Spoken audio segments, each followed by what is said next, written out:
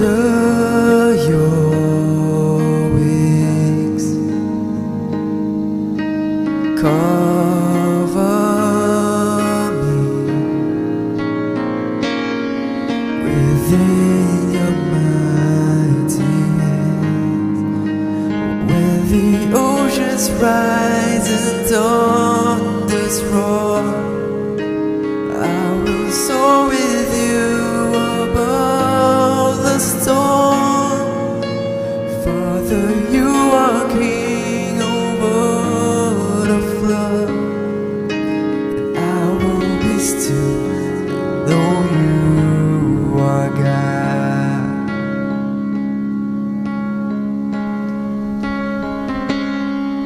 For rest my soul in Christ alone. Know His love in quietness and trust. When the oceans rise and thunders roar, I will soar with you above the storm. Father, you are king over the flood, and I will be still and know you are God. I will be still and know you are God. I will be still and know you are God.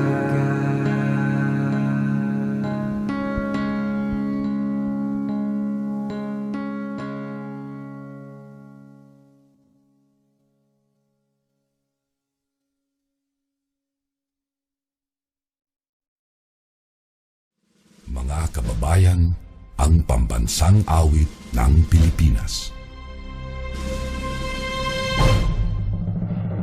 Kayang magiliw, telas ng sinakanan, alam ng puso, sa dikit mo'y buhay.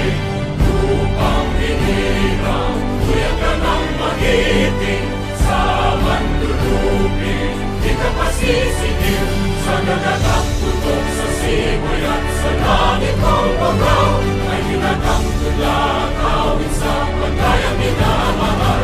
Ang isang ng matawad mo'y tagumpay na nag-iindig, ang bituin at araw niya kailan ang may di magdidinig. Luman ang araw ng walhagit pagsinta, mo'y langit sa piling mo. Ang inigaya na pagkay mga api, ang mamatay ng dahil sa'yo.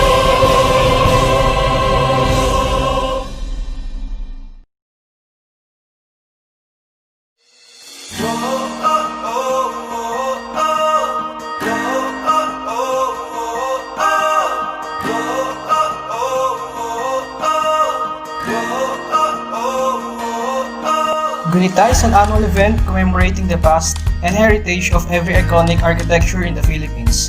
Various notable architects gave their insights about nurturing and promoting our heritage buildings, its historical values, and their various styles as the most iconic architecture in the Philippine history.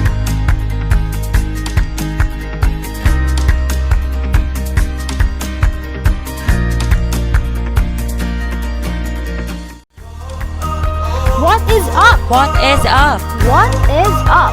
What is up, ARKIMATES? This is really happening. The first event of the year. We have added some Sugar.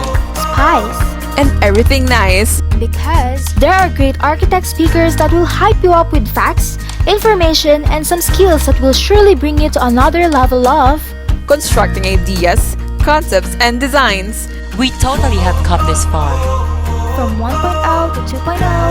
And now, We are UAPSA National University proudly presenting GUNITA 3.0. Welcome to the National University College of Architecture, first term of the school year 2020-2021.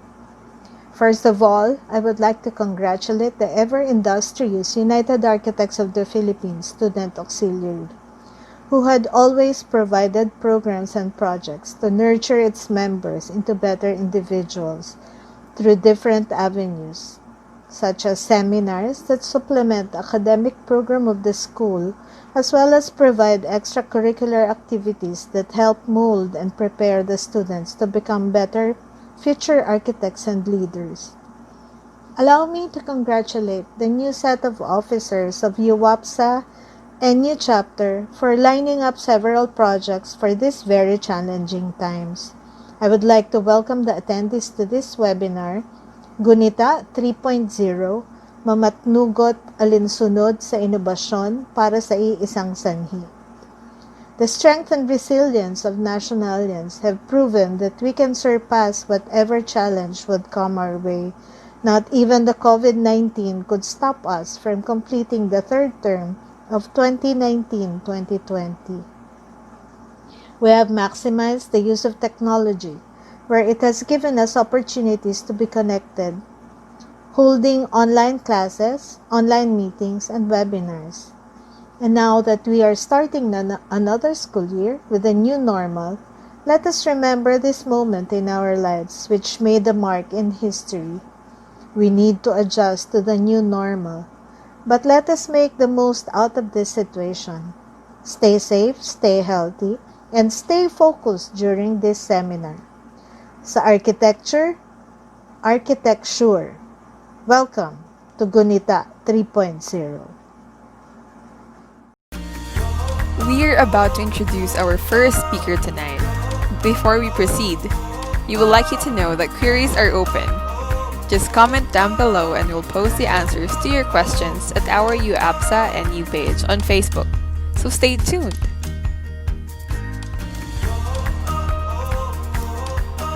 Our first speaker is a graduate of Bachelor of Science major in Architecture in Pamantasan ng Lungsod ng Maynila.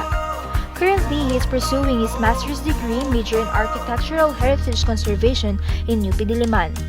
He has over 10 years of collective experience in different fields of architecture, from interior design, project management, monitoring to contributing to research development. He started as a CAD operator in Integrated Constructors and Plumbing Works Incorporated, and then he began his career as a project architect in Borland Development Corporation. He was also involved with more firms before he decided to be a freelance architect. Despite his already packed schedule, he is also a part-time instructor in Pamantasan ng Lungsod ng Maynila and here in National University, Manila. Let us all welcome Architect Lester Anthony J. Colunsod, UAP.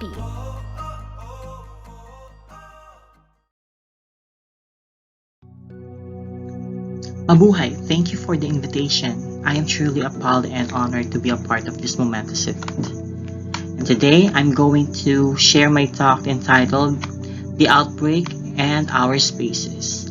I did a brief study on how the people of the past and the present deal with their experience with the unknown diseases and how space and architecture help them in the mitigation of the contagion.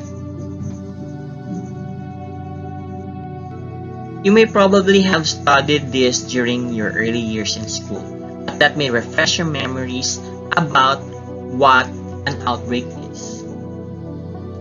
According to Merriam-Webster Dictionary, an outbreak is a sudden rise in the incidence of a disease and typically is confined to a localized area or specific group of people.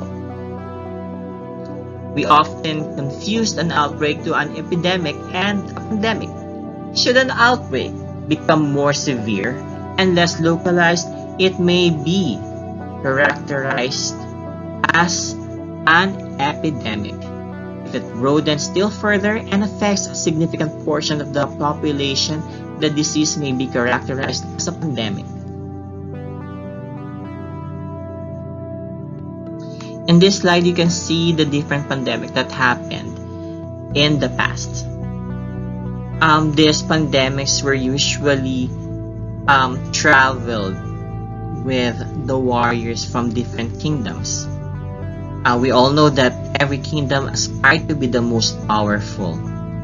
Little they did know that even if they're strong, they can be weakened by the unknown foes that they bring into their country, the diseases. These infectious diseases defied the power, strength, and wisdom of anybody that comes along their way.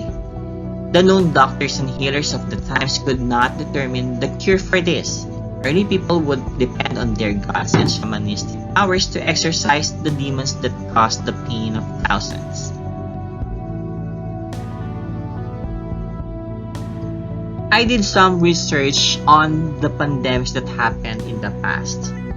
And after gathering some information, I found out that 70% of these pandemics are viral and the rest are bacterial. All of them, except for cholera, were transmitted by animals like rats, fleas, mosquitoes, bats, birds, hogs, primates, and other animals in the wild. Asia is the origin of most of these deadly diseases. The microorganisms were spread internationally via conquest, trades, and travels, in which, for example, you go to this country to get some goods for trade, and then when you go back to your country, you bring in with you these pests that carries these diseases.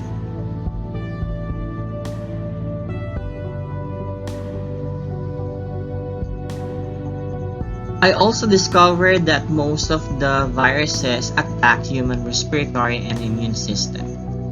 The early pandemics had no proven cure. They may have tried a lot, but was not backed up by the medical field. All were based on their beliefs. When the 14th century plague hits Europe, they learned to quarantine. Louis Pasteur and Edward Jenner developed vaccines against infectious diseases. Prior to the discovery of human virus like yellow fever in 1881, it was discovered by Carlos Finlay. Quarantine actually is the best measure to alleviate the spread of the infectious diseases. Up to now, since we are dealing with new breed of pathogens, the only way we can do is to decrease the rapid spread of the disease. The Adriatic port city of Ragusa, the modern-day Dubrovnik, Croatia, was the first to pass legislation requiring the mandatory quarantine of all incoming ships and trade caravans in order to screen for infection. Marcan was an uninhabited rocky island south of the city, and Cavtat was situated at the end of the caravan road used by overland traders en route to Ragusa. It is believed by some medical historians that Ragusa's quarantine edict one of the highest achievements of medieval medicine. By ordering the isolation of healthy sailors and traders for 30 days, Ragusan officials showed a remarkable understanding of incubation periods. New arrivals might not have exhibited symptoms of the plague, but they would be held long enough to determine if they were in fact disease-free. Before it was just 30-day period, but officials may have prescribed a 40-day quarantine. Before, in Italy, 40-day period was required by the officials for the ships to be offshore to avoid spread and to allow disinfection of the disease. Why 40? 40 is a number with great symbolic and religious significance to the medieval Christians. When God flooded the earth, it rained 40 days and 40 nights, and Jesus fasted in the wilderness for 40 days. Ragusa was the first to set up a quarantine facility in the island of Milce. It was funded by the state. Lazaretos served as a medical treatment center and a quarantine. At the Lazaretto, plague-infected patients would receive fresh food, clean beddings, and other health-promoting treatments, all paid by the state, according to History.com. This photo was shot during the Spanish flu pandemic in 1918. A temporary quarantine facility on this picture is set up in a permanent existing building that can hold multiple functions. They did this to respond urgently to the situation. A quarantine facility can be set up also in the whole or part of the building. This is a modern day quarantine facility. It was temporarily set up inside the World Trade Center in Pasay City. This is another example of a quarantine facility, but this time this is a temporary structure built within a complex of a health institution. This was designed by WTA. These temporary structures are designed to increase capacity of hospitals and house people under investigation. It was the first Monday of March 2020 when we have heard the news about the growing number of people who contracted COVID-19. It was alarming. So the government decided to have the enhanced community quarantine in NCR and some provinces in the Philippines. It paused our lives for almost 4 months. Commerce, education, and other sectors were closed to avoid the spread of the disease. But this never hindered people to be innovative. They want to go on and continue their lives. So online classes were pushed through, work from home bases were implemented by some companies, those restaurants delivered food for us. These activities enabled our home to be flexible to perform this task. Setting up an ad hoc home office, especially for those who have an ample space for this, is the best solution for this. The ugly walls prior to the ECQ are now painted and or decorated with curtains for them to have an acceptable backdrop during online meetings. Because most of us were bored and had nothing to do with the passing time, a lot of activities that we have neglected in the past were rediscovered. Gardening, for instance, made us set up a small garden in our open areas.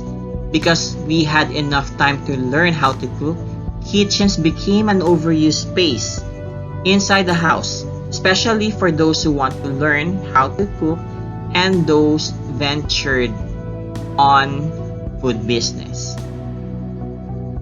Because we are so bored, we need some entertainment. Living areas or bedrooms turn into a multi-purpose space. It could be an office, a dance floor, a video bar, a gym, a workshop, or a storage. After the ECQ, some establishment opened, and I've seen a lot of changes and additions. Before, we just go on queue, but now they got markings on the entrance and in the escalators. They also assigned some hand wash stations.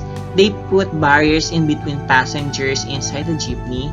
They also placed disinfecting mats, and now some banks does have the acrylic partition between the customer and the tellers. So this is the tabulation of all the things that I have seen after the ECQ.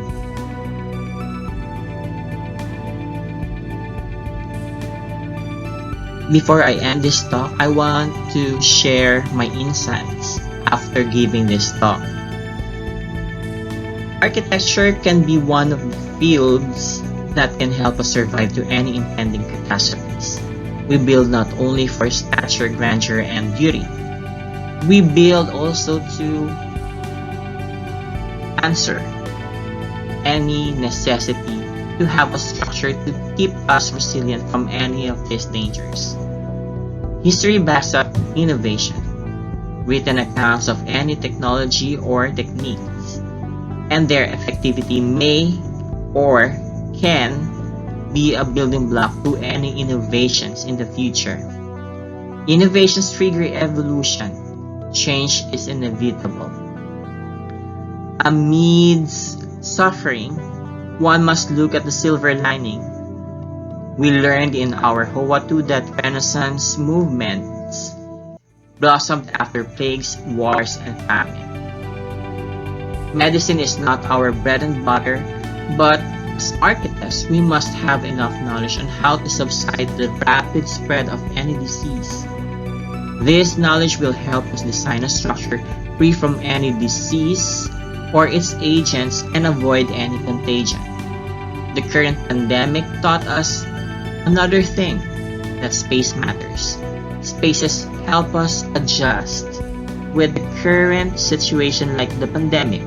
It requires repurposing of spaces to be spared for the need for example, quarantine, isolation, and study. Spaces also allow us to explore things that we never explored. Because of the daily routine we have prior to this catastrophe. Take care of the environment or the environment will take care of you. We must agree with the coexistence with other beings. Design with sensitivity and sensibility. Thank you and stay safe. Mwah. Our next speaker was a graduate of Bachelor of Science, major in Architecture, and also mastered in Cultural Heritage Studies in University of Santo Tomas. He worked as a junior designer and was involved in planning for residential projects in Moldex Realty Incorporated. He was also a part of the construction of Avida Towers in Terra and the Seasons Residences as a full-fledged architect. He has now 6 years of reputable experience in the field of architecture and is now currently teaching at National University Manila since 2019. We now give you Architect Arjel Castañeda, UAP.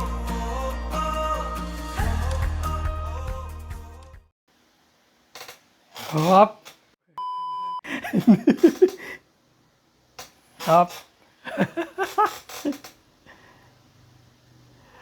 Hop. Ayun o. Hindi, joke lang. Testing lang yun.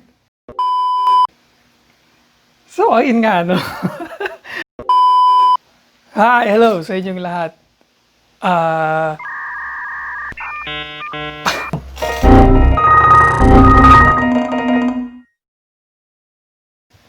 Hi, hello sa inyong lahat. Ito nga pala ang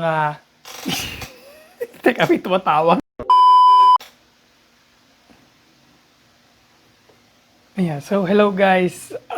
Kumusta kayo? I am... shit. Hi, hello mga classmates. You know, first time kong gagawin to. At alam mo naman tayo, tamang chill-chill lang tayo dito sa bahay. Alam mo naman ako, naka-t-shirt lang. Tapos, dito lang tayo sa kwarto. Well, anyway, sa mga hindi nakakilala sa akin, pakilala ko muna yung sarili ko, saglit lang, di ba? Architect Castañeda nga pala. Architect na pero hindi halata. Tingnan mo naman, di ba? Currently, nag-aaral ako ngayon sa UST. Hindi nga lang ako nakapag-enroll kasi syempre pandemic, di ba? Pero, nag-aaral ako ngayon ng Cultural Heritage Studies. Tapos, specialization syempre sa heritage. Ongoing na yung thesis ko ngayon. I was asked by National University, UAPSA, na magkaroon ng konting inspirational talk siguro or konting talk lang tungkol sa mga pinagagawa ko sa buhay, no? Ayun, naimbitahan naman ako mag-talk. Gagawa ng 10-minute video or something para naman magkaroon tayo ng konting information amidst our pandemic. So, ang topic ko ngayon na i-discuss, titignan natin dito sa right side ng screen ninyo or left side, ewan ko. Ang title niya Palitada, Skin of the Church. Yan ay sinulat ng aking professor at isa siyang archivist sa University of Santo Tomas. So kung gusto nyong mag-venture out into archival documents, doon kayo pumunta sa kanya or kontakin nyo siya. Kontakin nyo ako, kontakin ko siya, magkontakan tayo. Ganon. Jokes aside, di ba?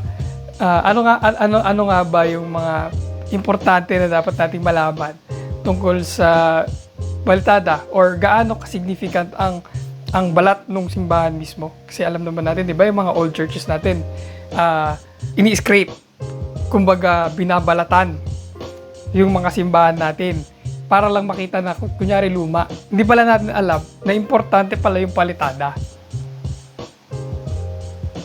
Hirap pala nito magsasalita ka mag-isa.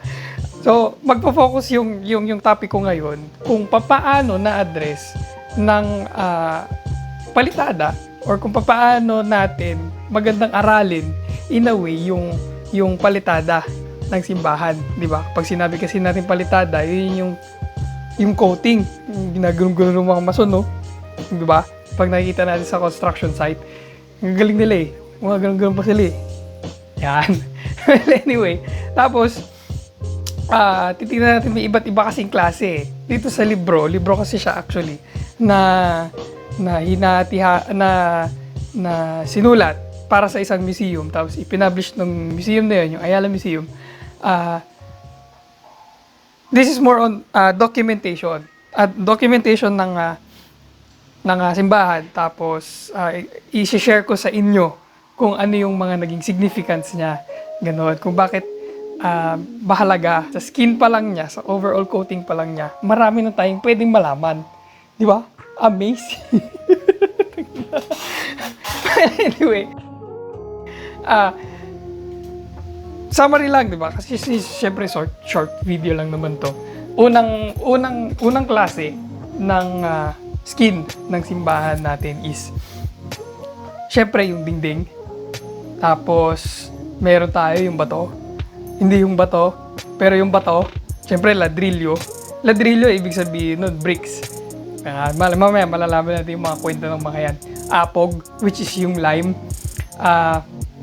Tapos meron tayong tinatawag na construction technique ng pag-apply ng palitada, yung tabike pampango. Yun, doon tayo magfo-focus. At meron pala yung last na blanqueo, or which is yung white na feature ng simbahan. Kung bakit yung mga ibang simbahan kulay puti talaga sila. Diba? Hindi sila kinulayan ng latex, hindi sila kinulayan ng kung ano-ano man. Start tayo sa dingding. Diba? Ang mga churches natin, nagkakaroon sila ng mission. So yung mission nila, pinapadala sila sa mga liblib na lugar na developing pa lang yung mga cities to teach, syempre, Catholicism, diba? Ngayon, yung mga unang simbahan nila, since wala pang masyadong established na simbahan noon, yung mga unang simbahan pala natin, ay gawa sa kahoy, syempre. Yun ang pinaka-available na materials eh. So, pag nakita nyo yung isang simbahan na parang luma na siya, tapos may naka-incorporate na kahoy, isa siya sa mga lumang simbahan. Ganon. Tapos, makikita mo kapag nag-search ka sa mga documents, archival documents, nakikita mo na parang very systematic na pala sila. Dati pa lang pala, meron ng tinatawag na BOQ. Di ba sa construction, meron tayong BOM, ganyan, Bill of Materials. Tapos meron tayong BOQ, meron naman tayong Bill of Quantity, mga ganun-ganon. May mga presyo na rin doon.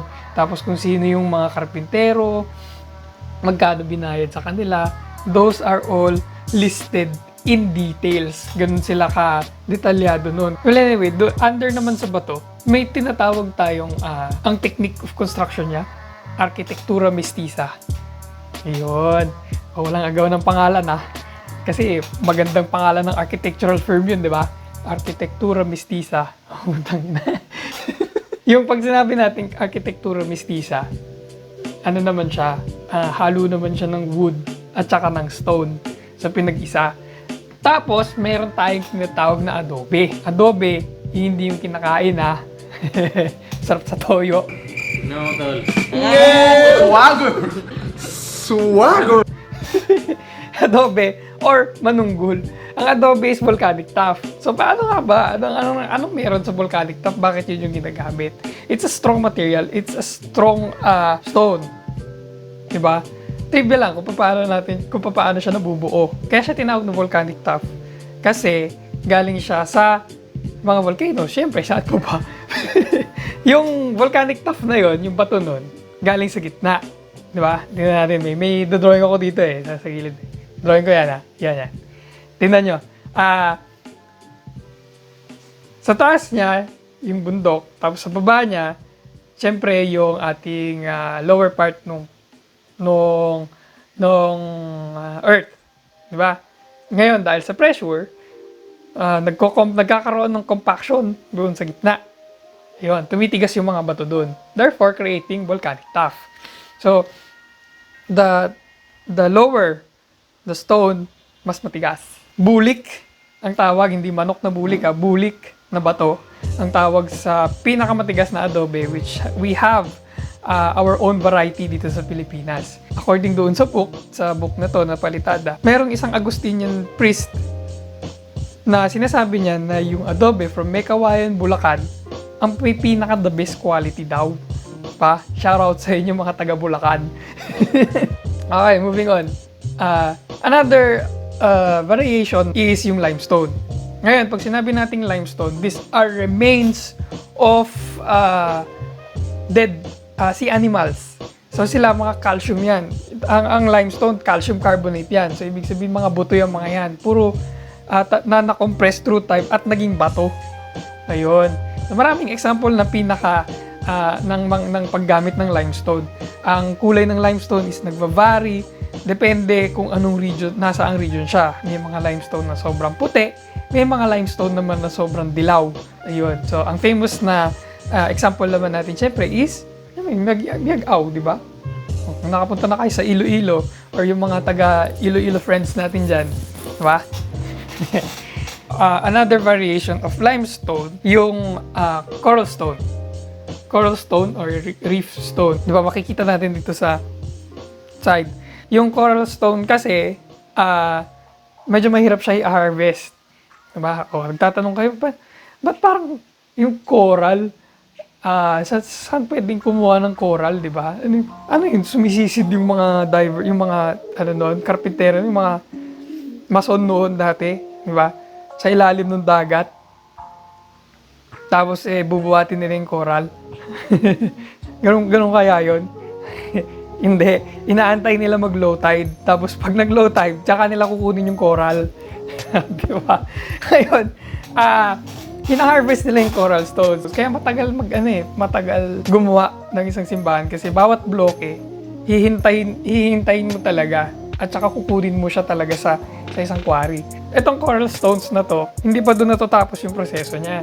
Ang gagawin nila dyan, tatanggalin nila yung salinity.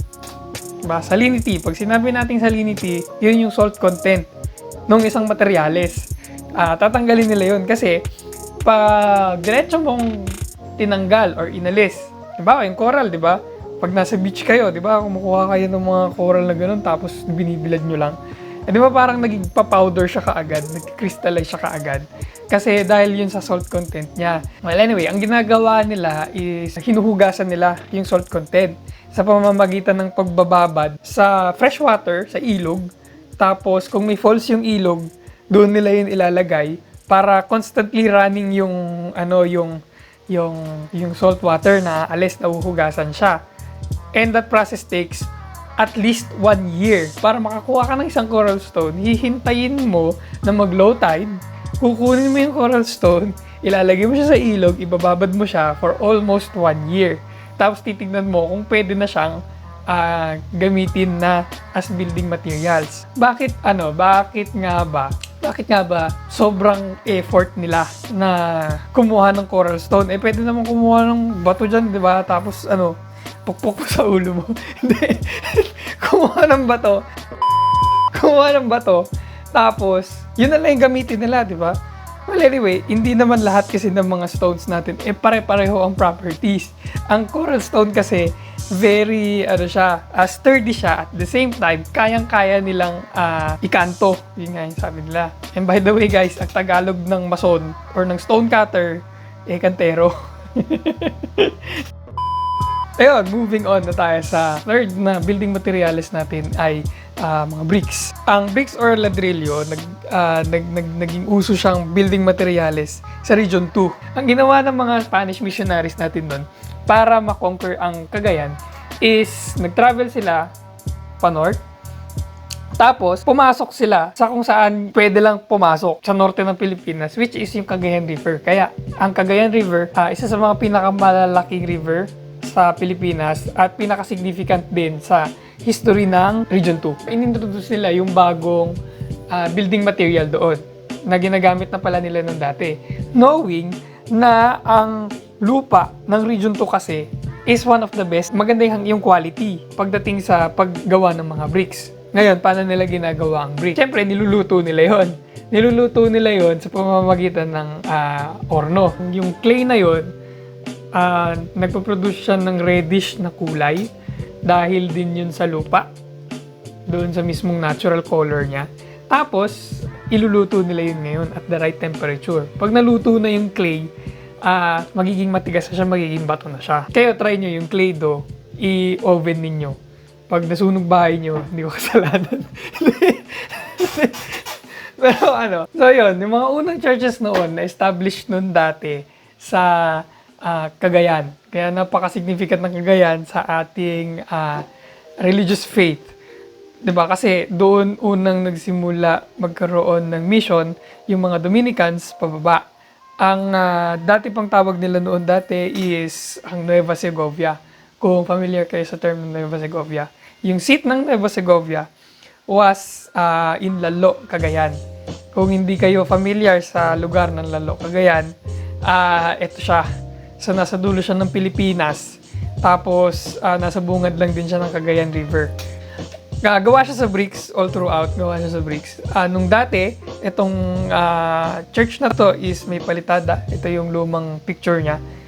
Ito na siya ngayon. Nung Holy Week, syempre nagkaroon ako ng parang pilgrimage. Yun naman yung dati.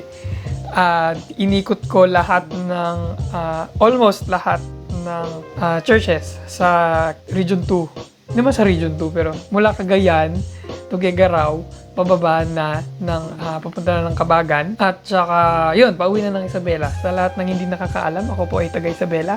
Yes, ako po ay taga Ilagan. At malapit yun sa Kabagan kung saan kayo kumakain ng Pansit Kabagan. Well, anyway, iba-iba yung mga klase ng bricks natin. So, iba-iba din yung lakas nila.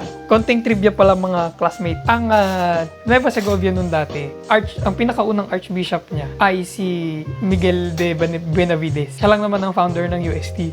Well, anyway, isa sa mga pinakasikat na brick church natin is yun nga, yung sa Tumawini, Isabela. Taga dyan ng nanay ko. Wala lang, SKL. Most magnificent brickwork na church sa buong Pilipinas. Ayan, yung mga example. Ang tawag pala dyan sa mga markang yan is Mason's Mark. So, bawat panel or bawat brick, pinamarkahan nila yan para hindi mawala. Ngayon, yung mga ibang simbahan pala, may palitada siya. Yung brick churches natin, may palitada. That is to protect the bricks. It also allows the bricks inside to breathe. Kasi kung, halimbawa, kinulong mo yung hangin doon sa loob ng bricks, hindi mo siya hinayaang huminga, magkakaroon siya sa init ng panahon natin, magkakaroon siya ng moisture sa loob. Eventually, masisira at magko-collapse yung brickwork doon sa loob. Ang ginagawa ng palitada is to protect the bricks from outside materials. At the same time, it lets the bricks breathe. Next natin is apog. Ang apog sa English is lime. Hindi lime na kalamansi. Hindi yun. Ang apog, pag sinabi natin, yung lime, na yung pinaka-main component niya is yung calcium carbonate nga. Yung sinasabi ko dati, kung saan gawa yung limestone.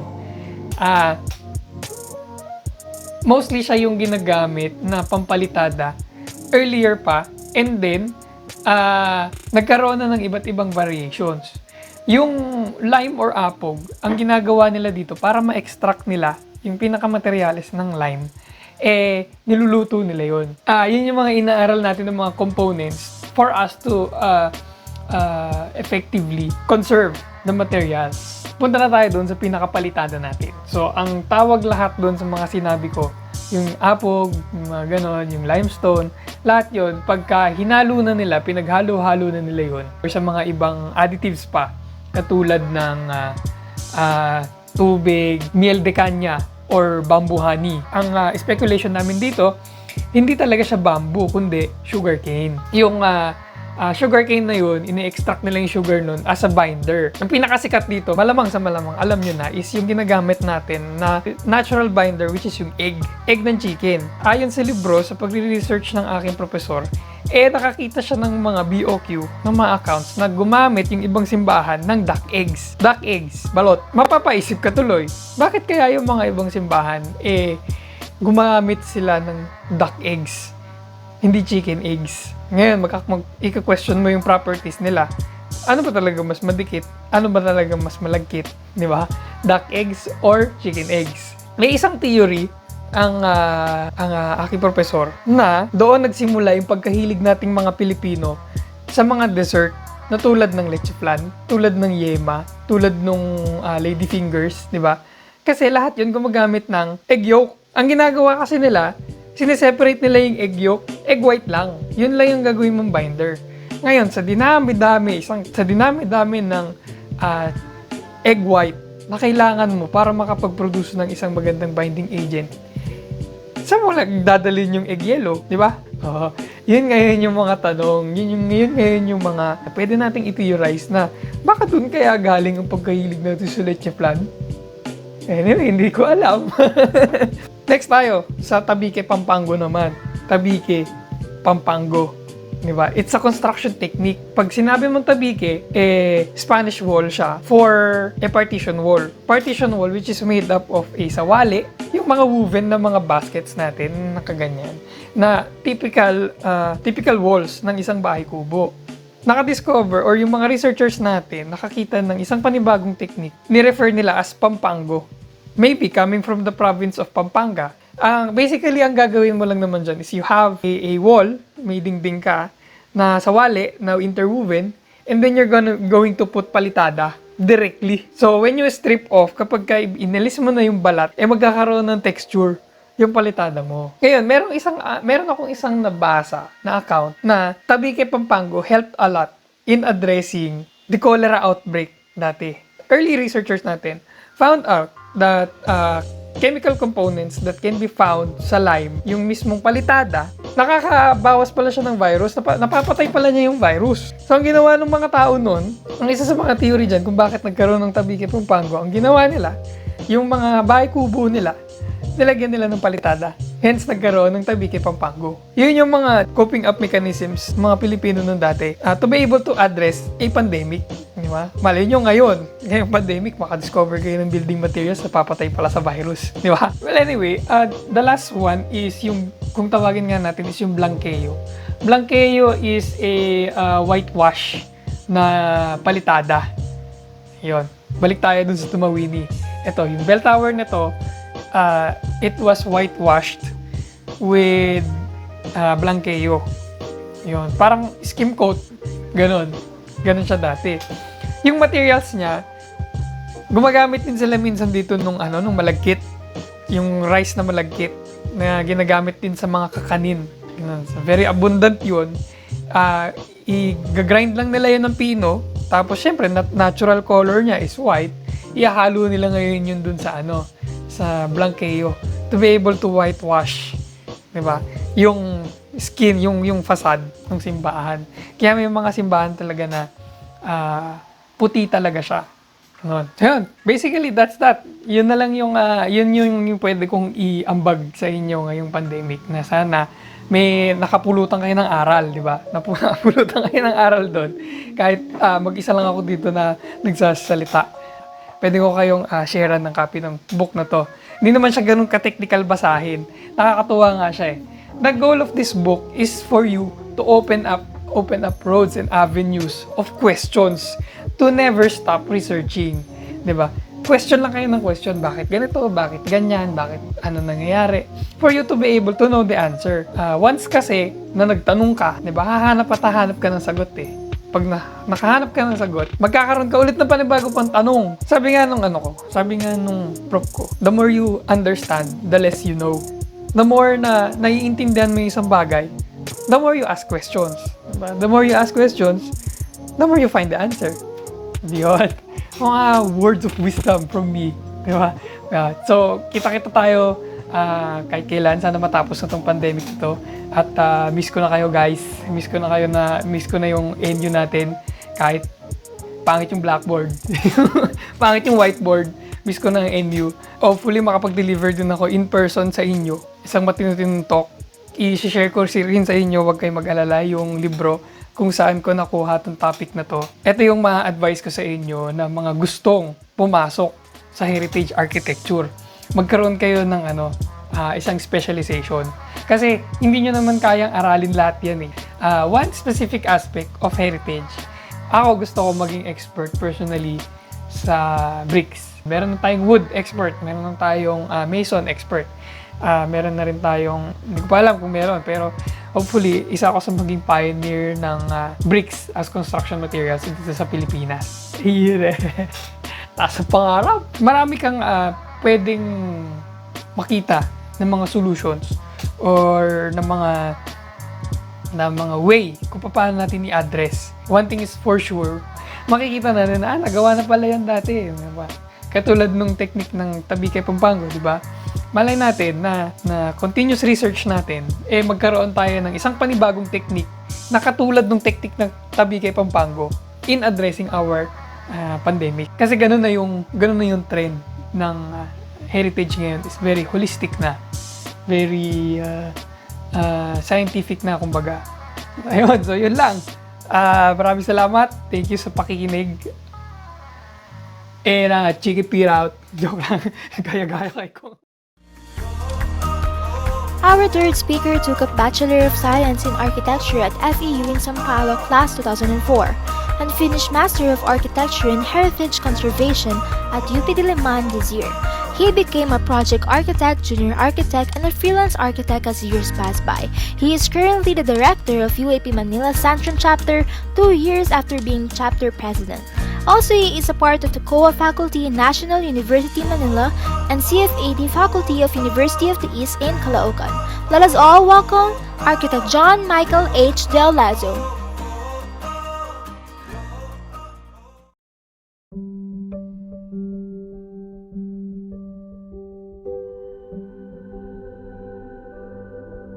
Since childhood, I lived in Malabon City.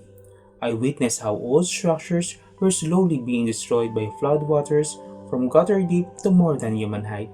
This despairing experience has motivated me for drafting solutions that would save significant architectural heritage structures from being submerged in flood. To conserve heritage is to preserve the community symbol, the memories underneath the structure, as it plays a role in helping the people remember their roots, the way their city developed, and in keeping them grounded. According to the National Aeronautics and Space Administration, the Earth's climate has drastically changed throughout human history. Reports says that UNESCO World Heritage Sites located along coastal areas are increasingly at risk of flood by 50% by the year 2100 due to the unprecedented rise of the sea level. The Philippines is susceptible to flooding because of several factors, such as its topography and consistent rainfall, which occurs on an average annual visit of 20 typhoons, tidal variations, storm surges, and tsunamis.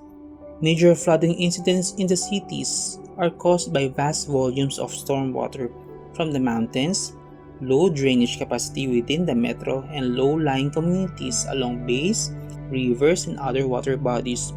Thus, flooding becomes a significant threat to these historical places and structures due to its location. Our heritage assets were built from days gone by, in response to the enveloping context at that specific point in time. They have stood in full glory and witnessed history until some of them have been left behind by fast-paced progress and soon neglected as time unfolds.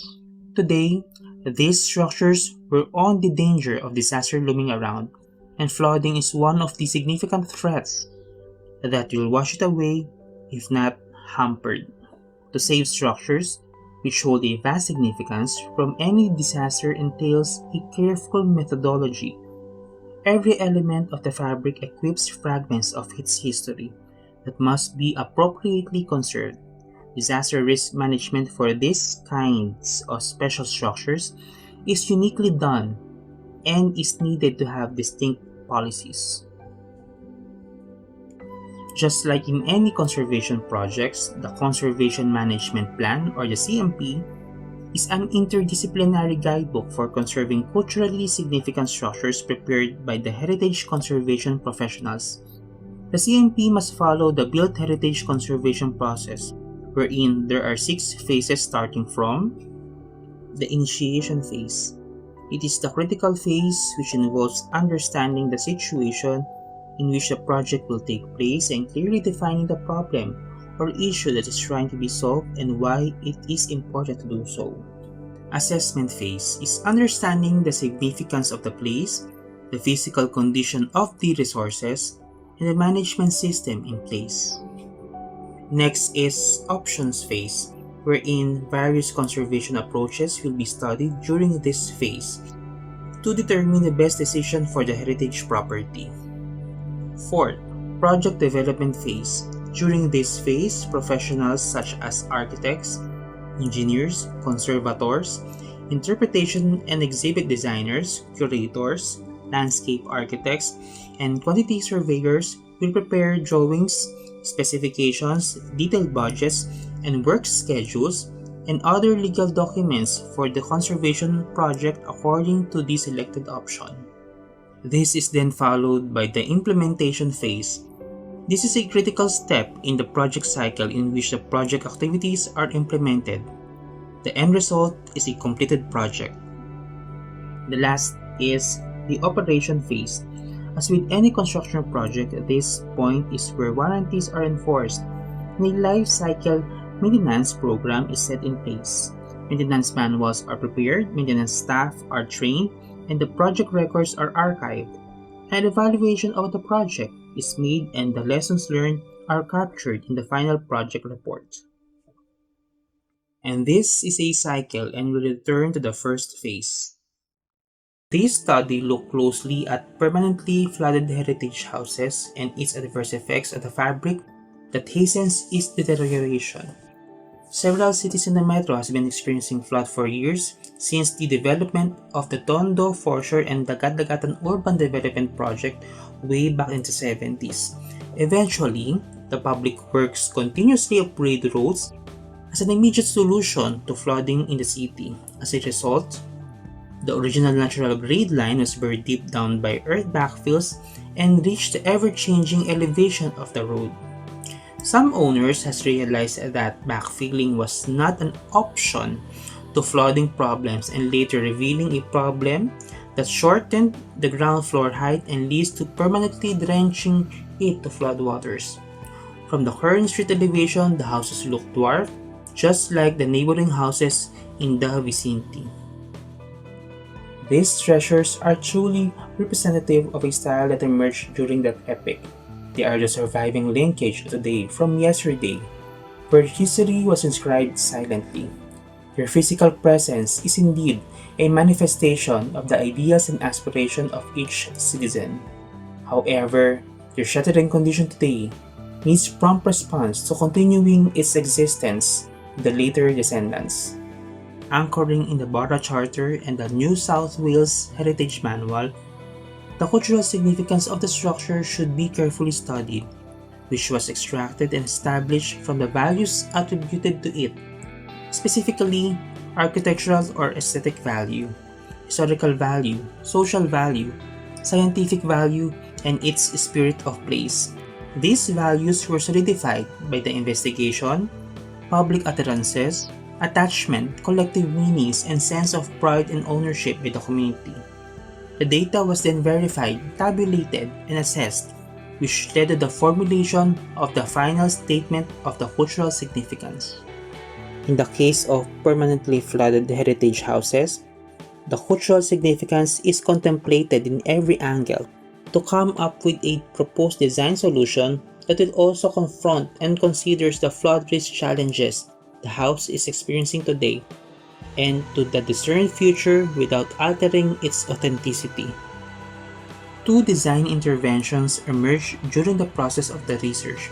The first proposal is to maintain the existing elevation and condition of the house, but restoring the remaining elements and building up flood walls all around the site to prevent further inundation to come in the property. The repercussion for this intervention is that it will hide significant elements of the ground floor from the public eyes, and sooner or later there would be succeeding leveling of the road and will dwarf the structure, and the risk of flooding is higher. The second option is lifting the structure from the current street level and is regarded as the best option based on thorough research and valuation, considering the flood projection in 100 years' time. The structure will be restored to its original celebrated appearance above the apparent pieces of evidence found on site. The perimeter of the structure will be excavated and remove the existing floor to reveal its original finish and its floor-to-ceiling height. A special mechanism will carefully lift the whole structure at about 1.5 meters above the street level. The site will be backfilled and construct in its boundary a retaining wall and will serve as flood protection, thus creating a sense of dignified presentation of the cultural heritage. Several policies were created in this study and is recommended to be stringently executed.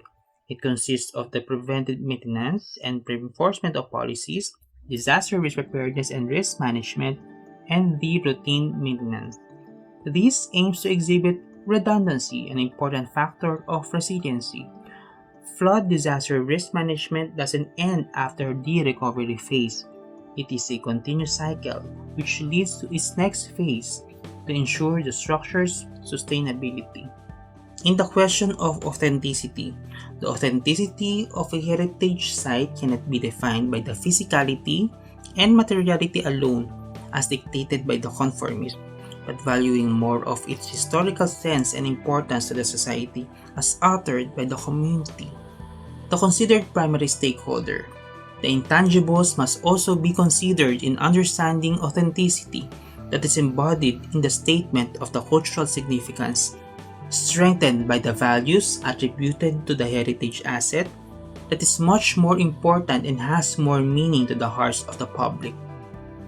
Its new elevation will present values ascribed to the structure in every sense to each Filipino with dignity in honor of its history. It memorializes the legacy and symbolizes the community. This lengthens its life expectancy for another 100 years and hopefully forever. It has been the conviction of this paper to protect these treasures in all possible means, but definitely expresses that relocation is not an option. The study beacon heritage conservation for permanently flooded heritage structures, not only recommending lifting as the best option, but also lay the foundation for a flood disaster risk management plan with less impact on its authenticity. Together, let us save our flooded heritage from drowning and let it live for our future.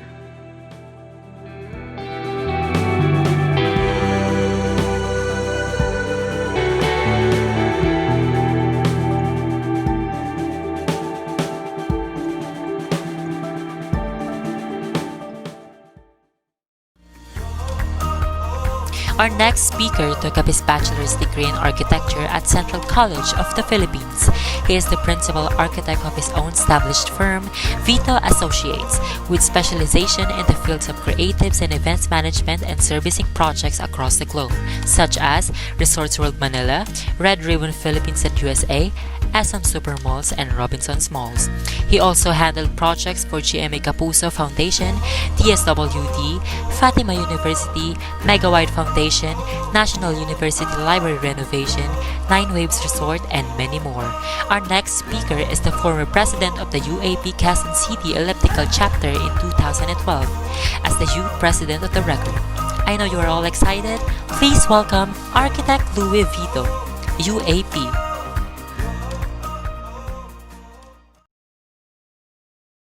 Good day, UAPSA NU. I hope everything is doing great in the comfort of your home, especially in the new normal setup here at National University. Hindi lang class ang online. Pati mga seminars like this, online na din. Wow! Di ba? So, thank you for inviting me as one of your resource speaker for GUNITA 3.0 entitled MAMATNUGOT, Alinsunod sa Inobasyon sa Iisang Sanhi. Ako si Architect Louis Vito and welcome to my topic, the pandemic introspection. To start with, let me share with you what is the meaning of the word introspection. Ano nga ba ito? Based on Webster Dictionary, introspection is an examination of one's own thoughts and feelings. So all the topics that will be discussed are all my personal thoughts and feelings on how the pandemic affects architecture. So join me for the rest of the minutes as I give my personal introspection on how the pandemic changed architecture in our society.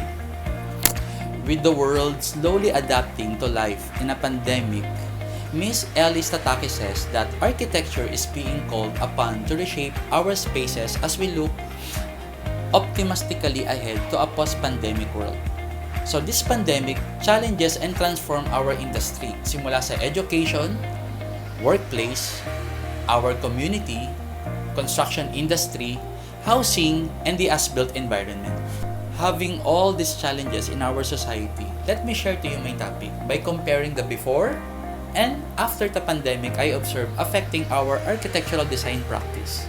Number one that I observe is the word proxemics. Let me define you first what is proxemics. Proxemics is the study of the nature, degree, and effect of the spatial separation individual naturally maintain and on how this separation relates to our environment and cultural factors. So meron tong apat na sukat. Yan. Ito yung number one is the public space, 7.6 meters to 25 feet. Number two is the social space, 3.7 meters or 12 feet. Ang pangatlo is personal space which is 1.2 meters or 4 feet. And last is the intimate space which is 0.45 meters or 1.5 feet.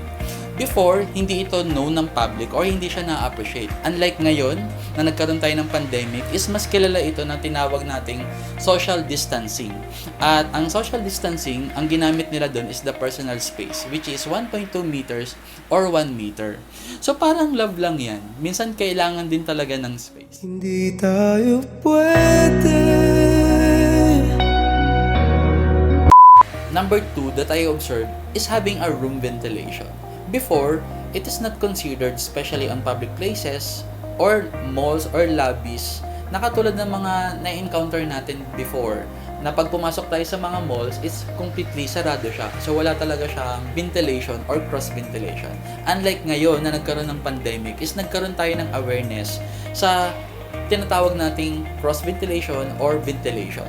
So, may isang experiment na kinandak sa Japan that having a good ventilation will lessen the bacteria to circulate. So, meaning, we are struggling sa bacteria na wag siyang kumalat. So, pag nagkaroon pala tayo ng ventilation sa isang public place or sa isang room, so malilesen natin ang pag-transmit ng bacteria dun sa paligid natin. That is why it is good for public places to let go for the bacteria up in the air. So, minsan kailangan talagang dapat i-let go para makapasok yung tamang tao para sa atin.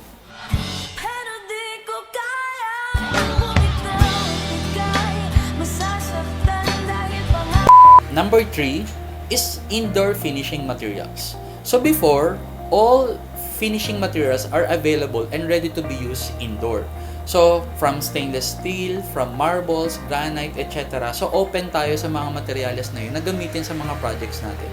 So, ngayon na nagka-pandemic, we highly recommend na gumamit tayo ng mga antibacterial material. Mas kilala itong materials na to as copper. Alam nyo ba na ang copper can continuously reduce bacteria contamination, achieving 99.9%.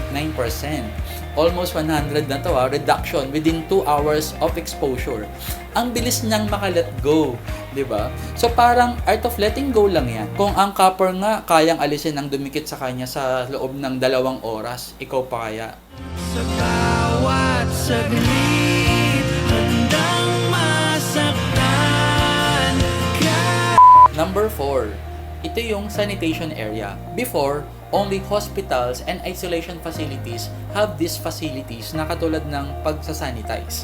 So, nung nagkaroon ng pandemic, nakakagulat kasi lahat, even our homes, is meron na ring sanitation area. Itong sanitation area na to is composed of foot bath, hand wash, and paggamit ng alcohol. And dapat nire-remind ito na gawin siya regularly. So thinking and reminding of it regularly to sanitize is a big help para ma-lessen yung pag-transmit ng bacteria. So parang crush mo lang to na kahit anong ginagawa mo, maya't maya mong iniisip. hanggang sa dulo ng ating walang hanggan, hanggang ang puso'y Number 5. Ayan.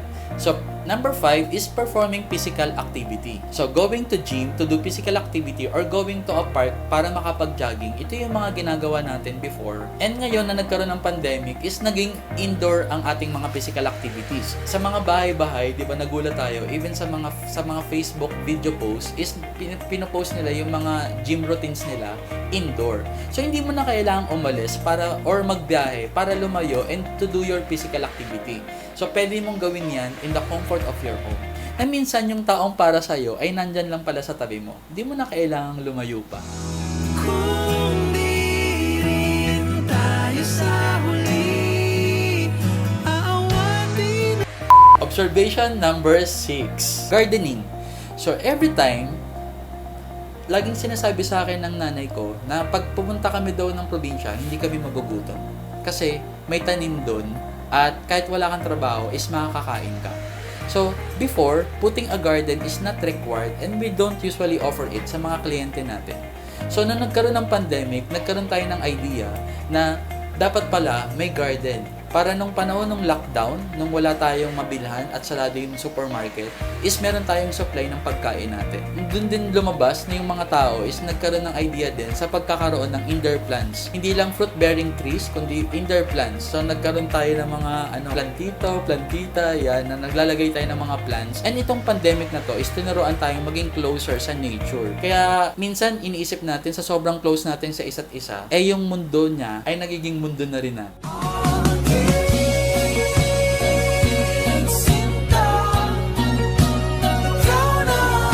Observation number 7. Ito yung workplace. Before, pag kailangan mong magtrabaho, kailangan mong pumunta sa isang opisina. Unlike ngayon na nagkaroon ng pandemic, is na-introduce yung working remotely. So, hindi mo na kailangan pumunta sa office para makapagtrabaho. So, yung office mo is nasa loob na ng inyong mga kanya-kanyang tahanan or ng mga kanya-kanyang mga bedrooms. At different platforms was introduced. Nagkaroon tayo ng Zoom, Teams, Google Meet, at maraming pang iba. It is used to keep the communication remotely. So parang long distance relationship lang yan na kailangan ng open communication para mag-work. Tayo na lang dalawa, tayo na lang magsama, tayo na lang dalawa. Observation number 8. Ito yung health awareness. Before, is hindi conscious yung tao sa mga health nila. Hindi din tayo conscious kung ano yung mga sinusuot natin na may kinalaman sa health. Unlike ngayon na nagkaroon ng pandemic, health conscious ang mga tao sa pagkain, indoor environment, and even sa mga physical protection. Even pagkakaroon din ng health insurance. Ito yung mga napansin natin. So, use of face mask, face shield, gloves, healthy living diet, and even availing health insurance. Ito yung naging talamak ngayong pandemic. At naalala ko nga, when Bill Gates was invited to speak sa TED Talk noong the year 2015, sabi niya doon na hindi daw wars ang papatay sa tao in the future, kundi single bacteria that is contagious. At ito yung COVID-19, kung saan na-implement ang lockdown at pinagstay tayo sa kanya-kanyang mga bahay natin for a certain time. Sabi nga ng iba, ang hirap daw magstay sa house ng 1 month during lockdown. Eh nagstay ka nga sa maling tao for how many years? 1 month pa kaya? Sa lugar kung saan ka magiging masaya, kahit na. Observation number 9. Ito yung non-essential activities. Before, people are too busy and too many activities that is not essentially kailangan ng isang tao. Like going to gym, sa mga bar, sa mga spa, salon, sa mga malls, and many more. So, yung nagkaroon ng pandemic, the pandemic teaches us that life is simple and appreciate the essential activities of a human being. Ito yung mga activity na mahalaga para sa atin, na katulad ng mga pagkain, at hindi yung maraming bagay na nagpapaka-busy tayo doon. Kaya kahit anong busy ng isang tao, kung mahalaga ka, bibigyan ka ng time.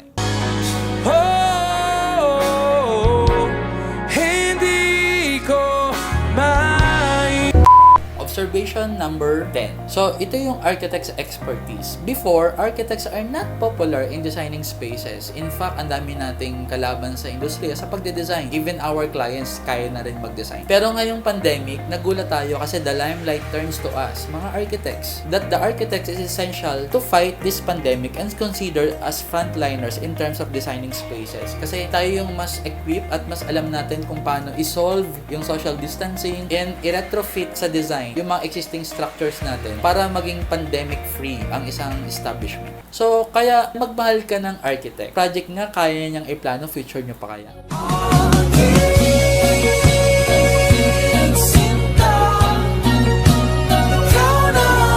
So, as a conclusion, with all my pandemic introspection, I will just share to you 3 images showing different spaces that will soon change our architectural design perspective. And I want you to do your own introspection based on the images that I will flash on your screen. So, ready na ba kayo? So, ito yung image number 1, domestic space. So, yung domestic space, ito yung parang residential space na pwede nating i-adapt soon sa mga future projects natin. Image number 2, ito yung ating office space.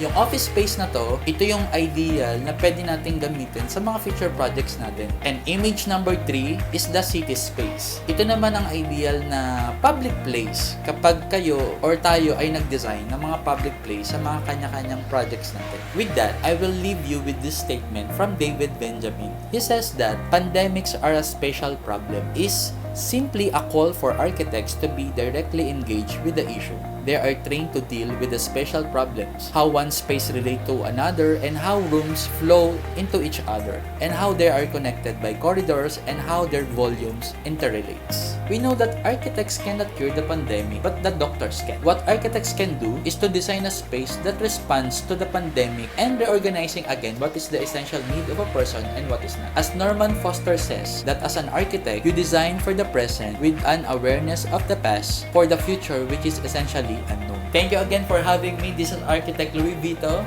saying, let's create architectural possibilities. God bless you all, UAPSA. Bye.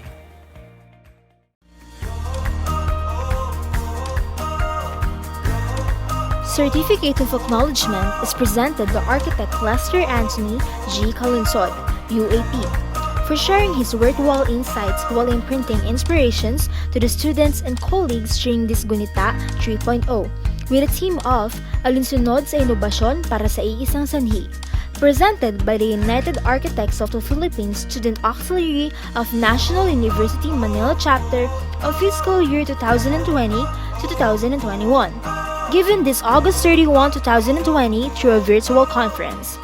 Signed by our UAPSA NU advisor, Architect John Limol G. Lacuna, UAP, and our College Dean, Architect Chona E. Ponce, FUAP, CBP, PhD. Certificate of Acknowledgement is presented to Architect Argel Muriel P. Castañeda, UAP, for sharing his worthwhile insights while imprinting inspirations to the students and colleagues during this GUNITA 3.0 with the theme of Alinsunod sa Inobasyon para sa Iisang Sanhi, presented by the United Architects of the Philippines Student Auxiliary of National University Manila Chapter of fiscal year 2020 to 2021, given this August 31, 2020, through a virtual conference. Signed by our UAPSA NU advisor, Architect John Limuel G. Lacuna, UAP, and our College Dean, Architect Chona E. Ponce, FUAP, CBP, PhD. Certificate of Acknowledgement is presented to Architect John Michael H. Dolazio, UAP, for sharing his worthwhile insights while imprinting inspirations to the students and colleagues during this GUNITA 3.0 with a team of Alinsunod sa Inobasyon para sa Iisang Sanhi, presented by the United Architects of the Philippines Student Auxiliary of National University Manila Chapter of fiscal year 2020 to 2021, given this August 31, 2020 through a virtual conference. Signed by our UAPSA NU advisor, Architect John Limol G. Lacuna, UAP, and our College Dean, Architect Chona E. Ponce, FUAP, CBP, PhD. The Certificate of Acknowledgement is presented to Architect Louis Vito, UAP, for sharing his worthwhile insights while imprinting inspirations to the students and colleagues during this GUNITA 3.0 with the theme of Alinsunod sa Inobasyon para sa Iisang Sanhi, presented by the United Architects of the Philippines Student Auxiliary of National University Manila, Chapter of Fiscal Year 2020-2021, given this August 31, 2020 through a virtual conference.